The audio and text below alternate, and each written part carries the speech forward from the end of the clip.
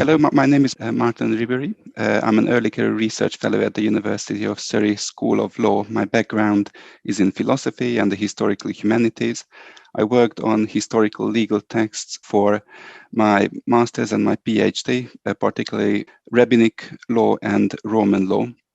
The current project I've been conducting focuses on these two as well with computational methods.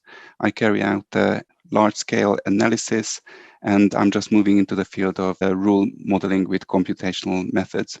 So during the first year, I started a large-scale analysis of Roman law, focusing on Emperor Justinian's Digest, which was created in the early 6th century. And I wanted to carry out some statistical analysis to see some clusters in the text of this massive 1 million word corpus, which encompasses the entirety of Roman law. Is the single most important source. And part of that process, which led to a traditional research paper, also led to a data paper. I must admit that I did not know what a data paper was. I didn't realize that that is in itself valuable. I was approximately 6 months into my research work on the digest, trying to put everything in the right order, cleaning the information just to prepare it for the computational analysis. And at this moment of frustration, approximately 4 months into the work, I had the chance to give a departmental presentation in the law school to a set of colleagues. And during the Q&A, it became clear that the database itself is valuable. I received just as many, if not more, questions about the database, how it is structured, how it could be used for other purposes than mine. The data paper itself describes the database. It is complementing a database saved in a repository. And incidentally, I also used Figshare for that purpose. If you scroll down from the data paper after the abstract and the keywords and the DOI, the first thing you see is the URL for the repository location. If you click on that, that guides you to an outside location. This time it is Figshare, which looks like this, where I simply store the database, which is in this case in a SQLite database format, some sample queries that you can run on the database, a README file. This is extremely important, and a graph for illustration.